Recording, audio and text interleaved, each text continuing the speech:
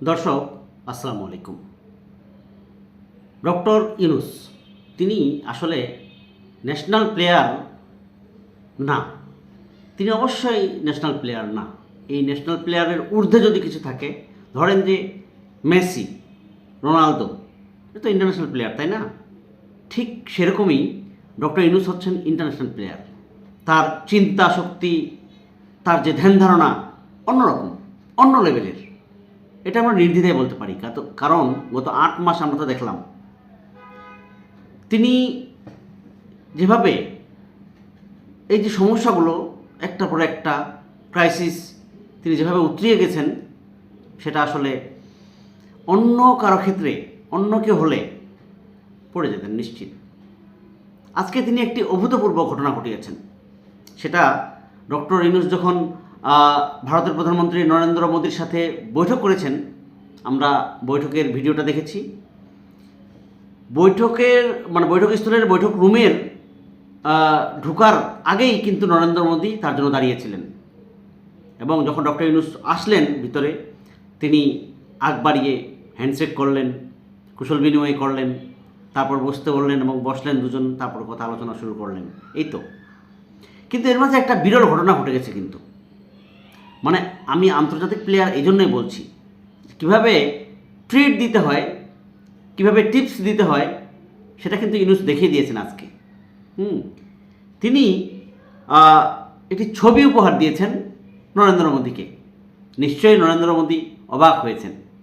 এটা কি ছবি ছিল? 10 বছর আগের ছবি রিপোর্টে বলা হচ্ছে, কিন্তু সেটা কিসের ছবি? এবং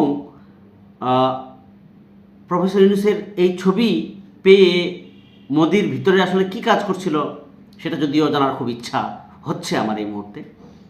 কিন্তু নিশ্চয়ই তিনি অবাক হয়েছেন, তিনি সারপ্রাইজড হয়ে গেছেন, এটা নিঃসন্দেহে বলতে পারি।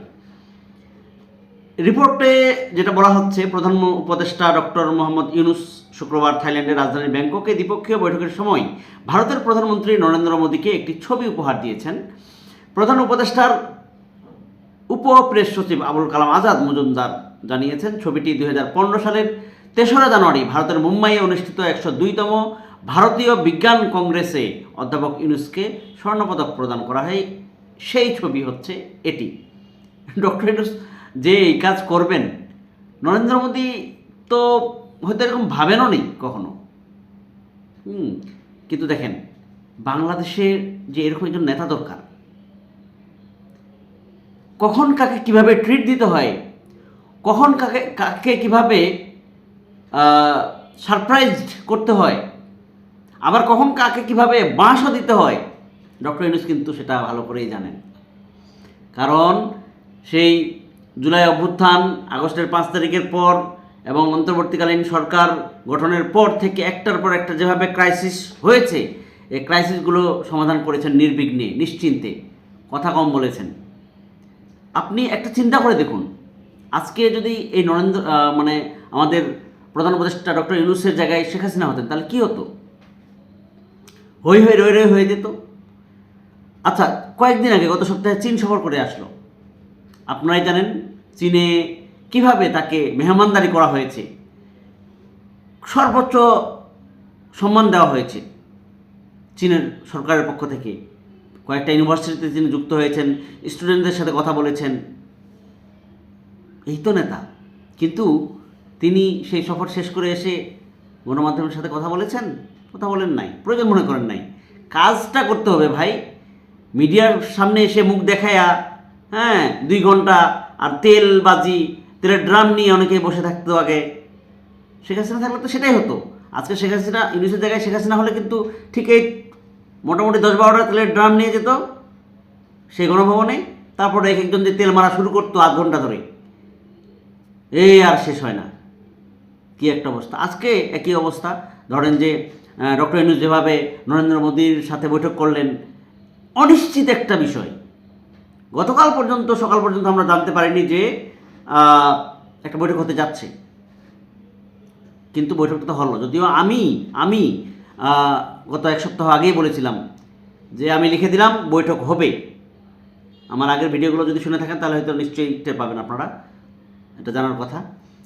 সেই ভিডিওতে আমি বলেছিলাম বৈঠকটা হবেই, কারণ ডক্টর ইউনূস হচ্ছেন ইন্টারন্যাশনাল প্লেয়ার।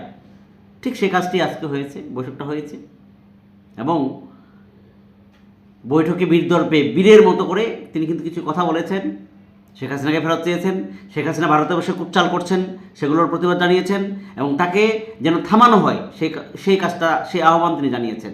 একই সাথে আমাদের পানির হিস্সা, নদীর হিস্সা, এই যে তিস্তা থেকে শুরু করে এই বিষয়গুলো নিয়ে কথা বলেছেন। একই সাথে বর্ডার এলাকা নিয়ে কথা বলেছেন, বর্ডারে যে এইভাবে এই যে মানুষ হত্যা করা হয়, বাংলাদেশিদের হত্যা করা হয় সেগুলো নিয়ে প্রতিবাদ জানিয়েছেন।